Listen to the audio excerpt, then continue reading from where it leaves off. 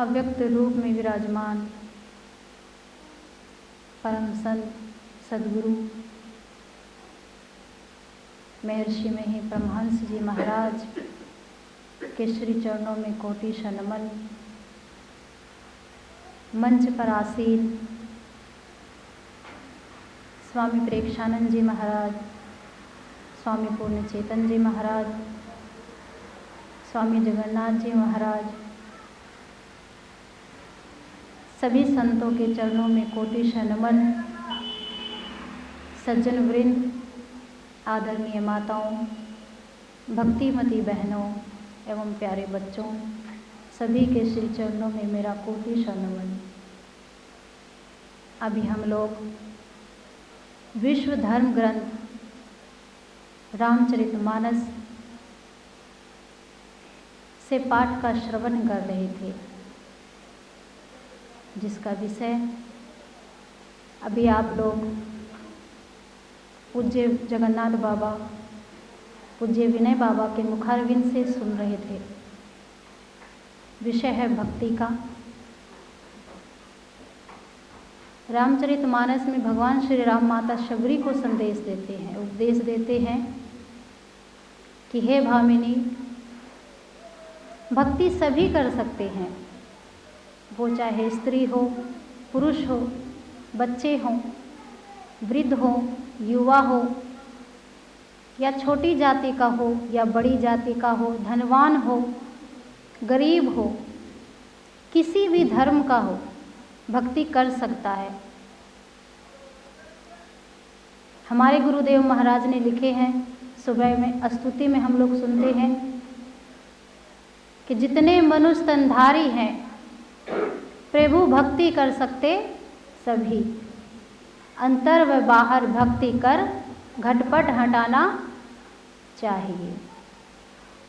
जितने मनुष्य तनधारी हैं, उन्होंने ये नहीं कहा कि जितने नर तनधारी हैं। अगर आज के युग की बात की जाए तो संत मत की मैं बात करूंगी, क्योंकि मैं संत मत से जुड़ी हुई हूं।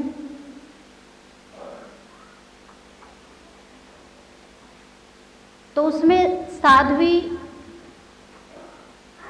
बहुत कम है। क्यों कम है? एक हमारे समाज का नजरिया गलत है, या तो हम ये कह सकते हैं, या ये कह सकते हैं कि हमारे माता पिता हमें साथ नहीं देते क्योंकि हम महिला हैं। उसके लिए हमें साधना करनी पड़ेगी, हर चीज को सहना पड़ेगा। वैसे भी महिला हर चीज को सहती है, हर चीज को बर्दाश्त करती है। इतनी सहन शक्ति पुरुषों में नहीं होती जितनी महिलाएं माताओं में होती हैं।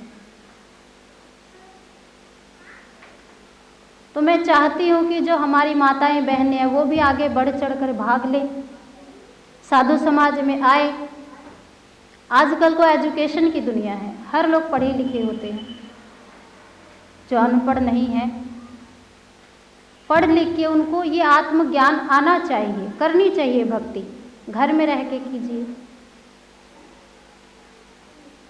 भक्ति करना सबका अधिकार है, चाहे वो कोई भी हो। अभी हम लोग नवधा भक्ति के विषय में प्रसंग सुन रहे थे। भगवान राम ने कहा माता शबरी से कि प्रथम भक्ति संतन कर संगा, दूसरी रति मम कथा प्रसंगा। हे शबरी, पहला संग तुम संतों का करो। संतों का ध्यान दीजिएगा इस बात पे। उन्होंने कहा संतों का संग करने के लिए। अब संत कहाँ मिलेंगे? हमें कैसे पता कि ये संत है? एक दोहा में भी लिखा गया है कि पानी पीजिए छान और गुरु कीजिए जान। तो गुरु जो हम करने जा रहे हैं उसकी क्या विशेषता होनी चाहिए कि हमें गुरु ही मिले, गोरू नहीं मिले? हमें क्या देखना है उनके अंदर? उनका आचरण देखना चाहिए कि उनका आचरण कैसा है हमारे प्रति, समाज के प्रति। अगर उसके अंदर ईर्ष्या द्वेष है, वो तो आपको 10 दिन में पता लग जाएगा। किसी भी गुरु के संपर्क में आप रहिए, आपको पता लग जाएगा। किसी भी इंसान के संपर्क में रहेंगे तो आपको अच्छे से पता लग जाएगा कि उस बंदे की मेंटलिटी क्या है, वो क्या सोचता है हमारे बारे में, समाज के बारे में कैसा है। अगर उसके अंदर षट विकार है, ईर्ष्या है, मद है, मात्सर्य है, द्वेष है, तो गुरु कहलाने योग्य है ही नहीं। हम लोग अपने बच्चों को ट्यूशन भेजते हैं, हमें कब पता चलता है कि हमारे बच्चे इंटेलिजेंट हैं या पुअर हैं? जब उनका एग्ज़ाम आता है, उनका रिजल्ट आता है, तब हमें पता लगता है कि हमारे बच्चे का टीचर कैसा है, हमारे बच्चों को क्या सिखाया गया है, उनकी दिनचर्या क्या है। उसी तरह से हम अपने गुरु की पहचान करते हैं कि हमारे गुरु जो हैं उनकी दिनचर्या क्या है। गुरु महाराज, हमारे जो गुरु महाराज हुए हैं संत मत के, उन्होंने त्रिकाल संध्या बताया है।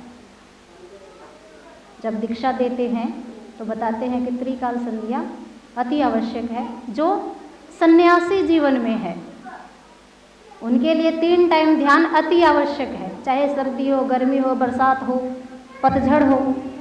और जो गृहस्थ जीवन है वो 2 टाइम कर सकते हैं क्योंकि उनके पास बहुत काम है, थक जाते हैं, उनको घर चलाना है, परिवार चलाना है, साथ के साथ भक्ति भी करनी है। तो हम अपने गुरु की पहचान इस प्रकार से कर सकते हैं, तभी तो हम भक्ति में आगे बढ़ेंगे। अगर हमारा गुरु ही गोरू होगा तो क्या आपको लगता है पॉसिबिलिटी है कि हम आगे बढ़ सकते हैं? अभी आप लोग सुन रहे थे जगन्नाथ बाबा के मुखारबिंद से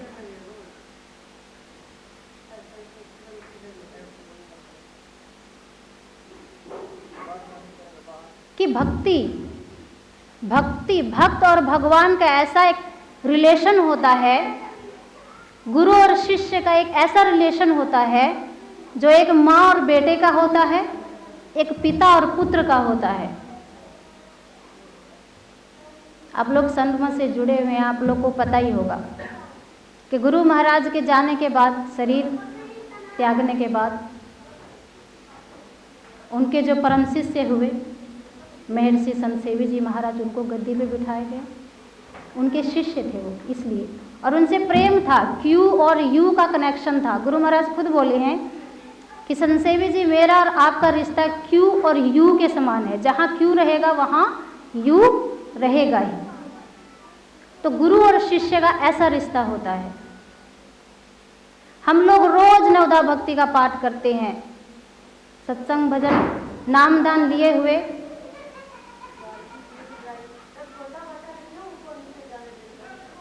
20-25 साल हो गया है। हम रोज पाठ श्रवण करते हैं, नवदा भक्ति के विषय में सुनते हैं, लेकिन उसको फॉलो कोई नहीं करता।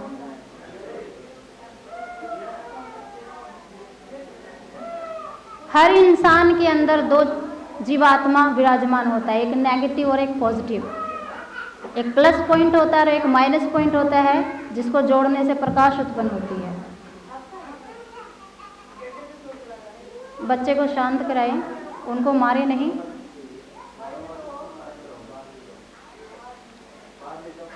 तो गुरु महाराज बताते हैं कि भक्ति और भक्त और भगवान, इनका रिश्ता एक माँ और बेटे के रिश्ते से जैसा होता है। भक्ति कोई भी कर सकता है। एक संत हुए धरणीदास जी महाराज, वो भगवान के इतने अनन्य भक्त थे, बहुत सरल थे। वो गृहस्थ जीवन में थे, उनकी पत्नी भी बड़ी साध्वी थी।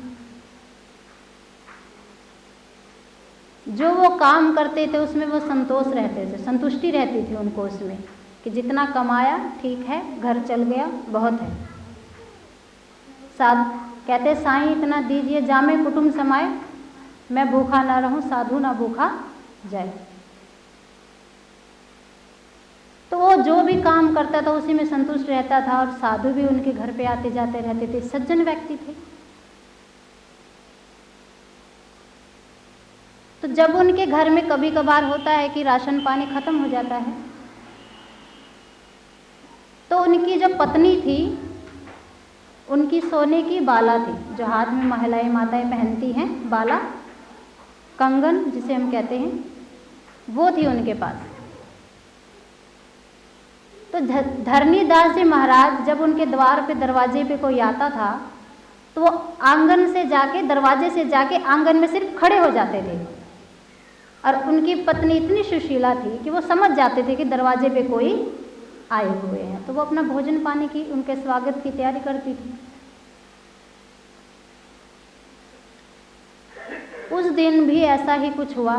साधु महात्मा आए, उनके पास खर्च नहीं था, घर में कुछ राशन पानी नहीं था, तो उन्होंने पत्नी से बोला। पत्नी ने उनसे कहा कि स्वामी, घर में अन्न क्षेत्र तो है नहीं, मैं कहाँ से क्या करूँ। तो पति हैं पत्नी है, दोनों ने आपस में विचार किया। पत्नी ने कहा ठीक है, पैसे भी नहीं है तो आप एक काम कीजिए, बाला जो है मेरा वो ले जाइए, आप सोनार के यहाँ गिरवी रख दीजिए और उनसे आप राशन ला दीजिए, मैं भोजन बना दूंगी। बोला ठीक है। तो उन्होंने ये काम 2-3 बार पहले कर चुके थे। बाला लेके जाते थे, सोनार के पास वहाँ गिरवी रख देते थे, राशन पानी ले आते थे, जब कमाते थे पूंजी हो जाती थी तो वो बाला छुड़ा लाते थे। इस बार ऐसा हुआ कि धरणीदास जी के पास पैसे इकट्ठे नहीं हुए कि वो बाला छुड़ा के लाते। उनकी पत्नी कहने लगी इस बार कि इस बार आप मेरा बाला नहीं ला के दे रहे हैं, बाला नहीं ला के दे रहे हैं। होते ना, पत्नियों को ज़्यादा टेंशन हो जाती है, कोई सामान गिरवी रख दो ना, तो महिलाओं में ये क्वालिटी होती है कि उनको टेंशन हो जाती है कि वो चीज़ मेरा है तो मेरे घर पे आ जाना चाहिए। तो जिस पत्नी ने पति को 4-5 बार बोल दिया हो, टोक दिया हो, तो उनका थोड़ा मन में तकलीफ हो गई कि देखो भगवान की लीला, मेरे पास पैसे नहीं हैं और मेरी पत्नी मुझे बार बार कह रही है कि स्वामी आप मुझे कंगन ला के नहीं दे रहे हैं, क्या बात हो गई। उनको बड़ा दुख हुआ और वे रोते रोते चले गए गंगा स्नान करने। जिस प्रकार से एक पिता अपने पुत्र के आंखों में आंसू नहीं देख सकता, उसी तरह से भगवान अपने भक्त के आंखों में आंसू नहीं देख सकता। वो चले गए गंगा स्नान करने के लिए। इधर भगवान धरणीदास जी महाराज के रूप में आते हैं बाला लेके, और धरणीदास जी महाराज की पत्नी को कहते हैं कि प्रिय, ये लो तुम्हारा बाला। उनका मिट्टी का घर था, तो जो धरणीदास जी महाराज की पत्नी थी वो मिट्टी से लिपाई कर रही थी दाहिने हाथ से, तो उनका बायां हाथ खाली था। तो उन्होंने कहा स्वामी एक काम कीजिए, आप ही मुझे पहना जाइए कंगन, क्योंकि मेरा एक हाथ तो मिट्टी में धंसा हुआ है। बोला ठीक है। उन्होंने उनकी पत्नी को बाला पहना दिया। जब वो चले गए तो धरणीदास जी महाराज आए। जब वो स्नान करके आए, नित्य कर्म किया, ध्यान किया, जब उन्होंने अपनी पत्नी के हाथ में वो बाला देखा तो उनको बहुत आश्चर्य हुआ और उन्होंने पूछा अपनी पत्नी से कि ये बाला तो मैं दुकानदार को दे के आया था, गिरवी पे था, मैंने तो छोड़ा ही नहीं। तो उनकी पत्नी कहती है क्यों मजाक कर रहे हैं आप मेरे से, अभी 10 मिनट पहले आप ही तो पहना के गए थे मुझे।